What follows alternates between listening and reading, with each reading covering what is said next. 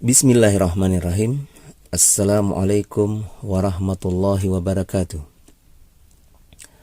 Alhamdulillahi rabbil alamin, wabihi nasta'inu ala umurid dunya waddin.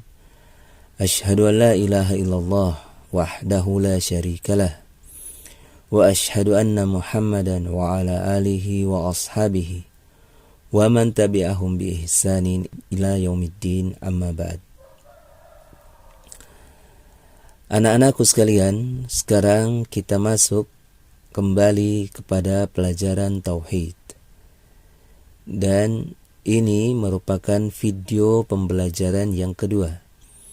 Dan juga kita masuk pada pelajaran yang kedua, yaitu tentang berilmu sebelum beramal. Baik, kita mulai pembahasannya.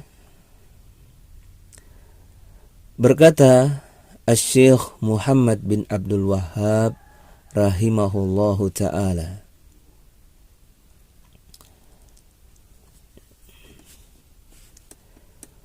wa qala al-Bukhari rahimahullahu ta'ala, bab al-ilm qabla al-qawli wal-amali. Wa dalilu qawluhu ta'ala, fa'lam annahu la ilaha illallah wastaghfir li zambik. Fabada'a bil ilmi qabla al-qawli wal amali. Artinya, Al-Bukhari rahimahullahu ta'ala berkata,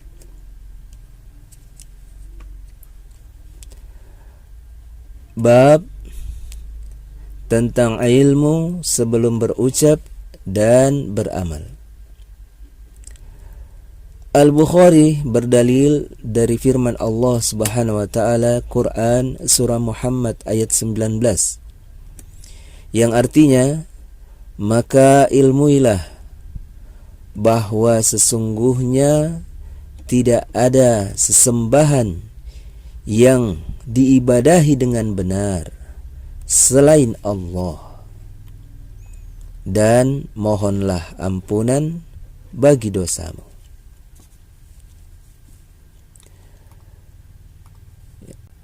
Asy-Syaikh Muhammad bin Abdul Wahhab mengatakan, maka Allah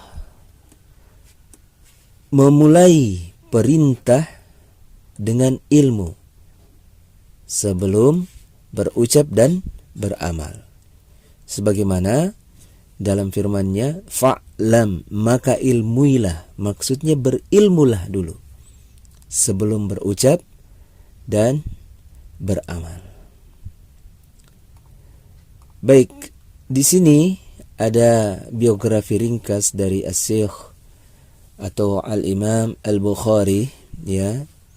Beliau bernama Muhammad bin Ismail Al-Bukhari.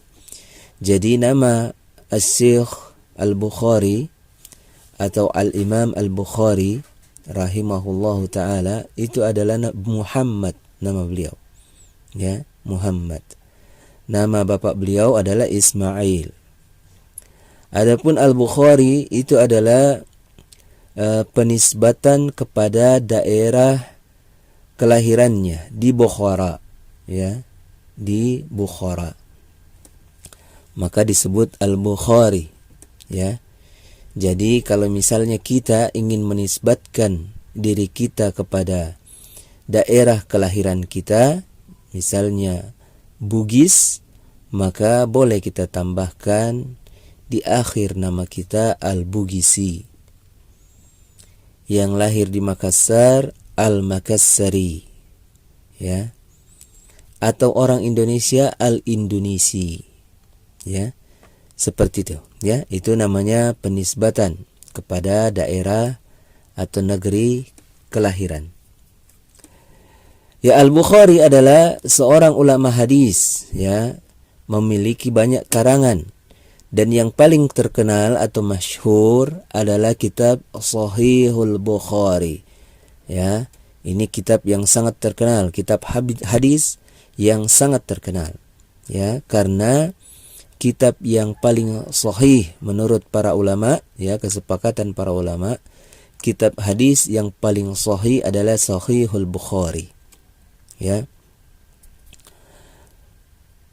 Adapun judul asli dari Sahihul Bukhari, ya, di sini ada nama panjangnya, ya. Jadi Sahihul Bukhari itu ada judul aslinya, ya, judul aslinya. Ya, judul aslinya ini Al-Jami' Al-Musnad As-Sahih Al-Mukhtasar min umuri Rasulillah sallallahu alaihi wasallam wa sunanihi wa ayyamih. Ya.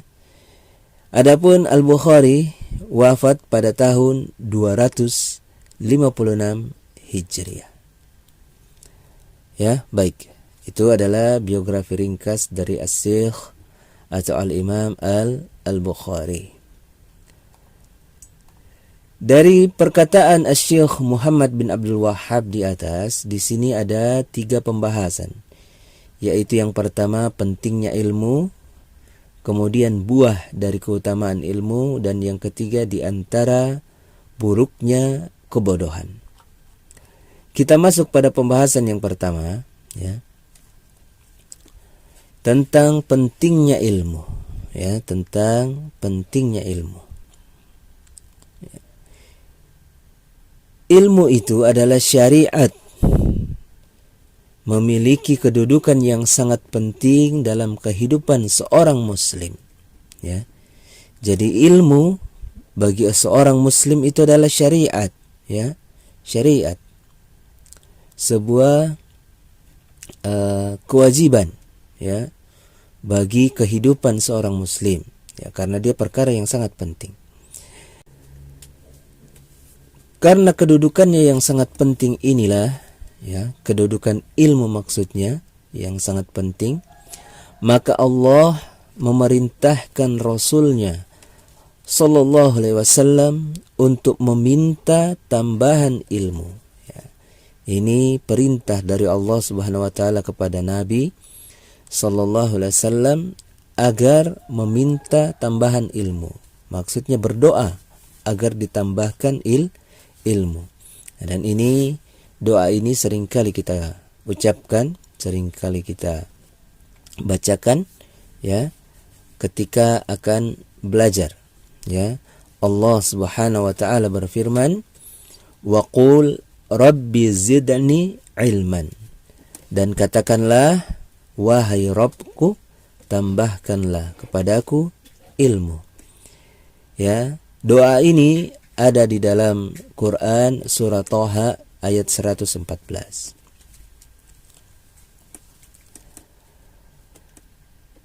Kemudian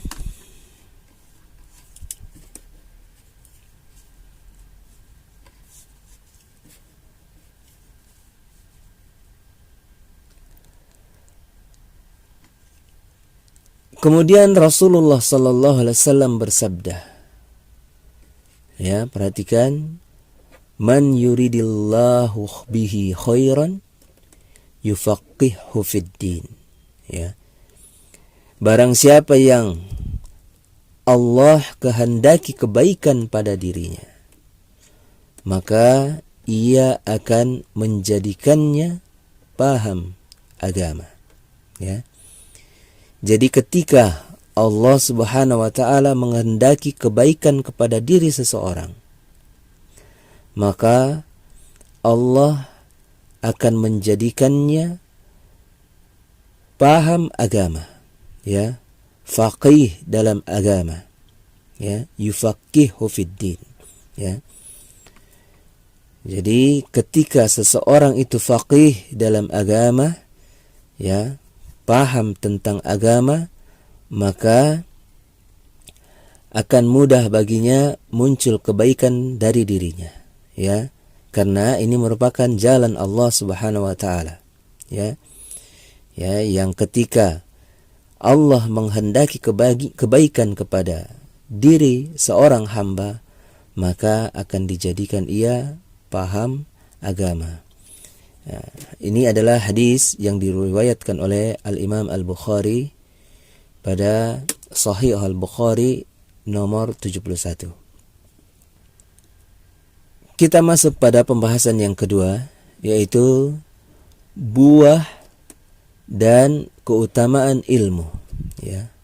Buah maksudnya hasil dari mempelajari suatu ilmu serta keutamaannya. Yang pertama adalah ilmu adalah jalan untuk menuju al-jannah atau surga. Ya. Ini sebagaimana yang disabdakan oleh Rasulullah sallallahu alaihi wasallam, "Man salaka tariqan yaltamisu fihi ilman, sahhalallahu lahu tariqan ilal jannah." Ya. Rasulullah sallallahu alaihi wasallam bersabda, ya, barang siapa yang menempuh jalan dalam rangka menuntut ilmu, maka Allah akan mudahkan baginya jalan menuju surga. Ya. Ini hasil dari ilmu serta keutamaan, ya. Jadi ini hasilnya serta keutamaannya. Karena dia merupakan jalan untuk menuju surga. Kemudian keutamaan atau buah dari ilmu yang kedua, ilmu adalah jalan yang akan meluruskan ibadah kita kepada Allah Subhanahu wa taala. Ya, ini sebagaimana pada pelajaran yang pertama, ya, bahwa ibadah itu, ya, ketika kita melakukan ibadah butuh ilmu dulu. Ya, karena jika tidak, maka walaupun kita beribadah, maka boleh jadi ibadah kita keliru, ya. Dan untuk meluruskan ibadah kita tentu dengan ilmu. Kemudian buah dan keutamaan ilmu yang ketiga adalah ilmu adalah jalan untuk berdakwah kepada Allah Subhanahu wa taala. Ya, di atas basirah, ya, keterangan yang jelas. Basirah adalah keterangan yang jelas. Jadi berdakwah itu tidak semata-mata ketika pandai berbicara di depan umum, di depan orang banyak, kemudian sudah bisa berdakwah. Tidak, ya. Semua butuh ilmu, ya. Butuh ilmu. Kenapa? Karena dakwah itu butuh keterangan yang jelas atau basirah, ya. Jika tidak berilmu, boleh saja orang berdakwah, tapi belum tentu di atas basirah, keterangan yang jelas. Ya, boleh jadi apa yang didakwahkannya justru jalan menuju neraka. Ya, sebaliknya. Padahal kita berdakwah kepada Allah Subhanahu wa taala itu untuk menunjukkan manusia kepada jalan menuju surga. Namun ketika kita berdakwah tanpa didasari dengan ilmu, maka ini akan membuat dakwah kita melenceng jauh dari ilmu agama dan jauh dari tuntunan yang lurus yang bersumber dari Al-Quran dan As-Sunnah.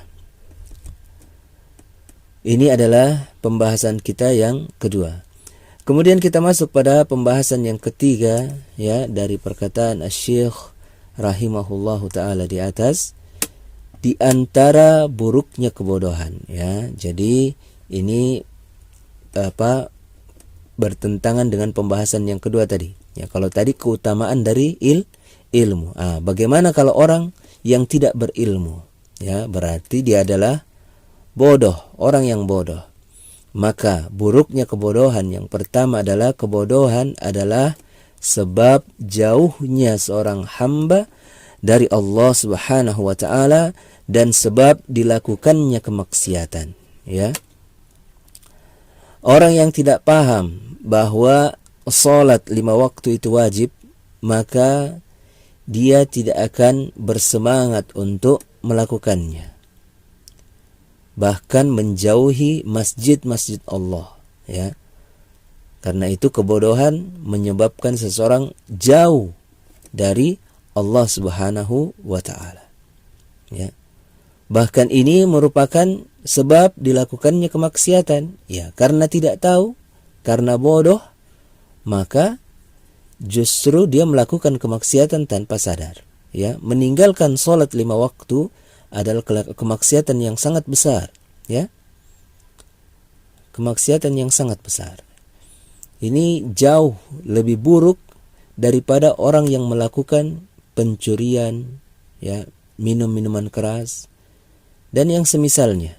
Ya, orang yang tidak sholat justru itulah kemaksiatan yang paling besar, karena dia meninggalkan kewajiban yang Allah perintahkan langsung kepada Rasulullah SAW. Ya. Kemudian buruknya, di antara buruknya kebodohan yang kedua adalah kebodohan adalah sebab tersebarnya kebid'ahan. Ya. Apa itu bid'ah? Ya. Bid'ah ini adalah perkara-perkara yang baru, ya, yang dimunculkan oleh orang-orang, ya, sementara perkara itu tidak pernah dituntunkan oleh Rasulullah sallallahu alaihi wasallam. Rasulullah sallallahu alaihi wasallam tidak pernah mengajarkannya kepada sahabatnya, ya, dan para sahabat juga tidak pernah melakukannya, ya. Justru dilakukan oleh orang-orang setelahnya, ya. Kenapa? Ya, karena kebodohan ini. Ya. Mereka menganggap bahwa ini adalah ibadah, ini adalah perkara yang baik, padahal keluar dari tuntunan Rasulullah sallallahu alaihi wasallam. Ya. Contoh kebid'ahan misalnya merayakan perayaan Maulid Nabi besar sallallahu alaihi wasallam. Ya. Mereka merayakan hari lahirnya Rasulullah sallallahu alaihi wasallam. Ya.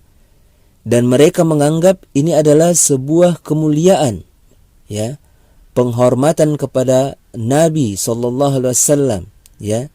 Bukti katanya, bukti cinta kepada Rasulullah sallallahu alaihi wasallam. Padahal Rasulullah sallallahu alaihi wasallam tidak pernah memerintahkan agar para sahabatnya memperingati hari lahirnya. Ya. Merayakan hari lahir Nabi, tidak pernah. Dan ketika Rasulullah SAW meninggal, ya, para sahabat tidak satu orang pun yang merayakan hari lahir beliau. Ya.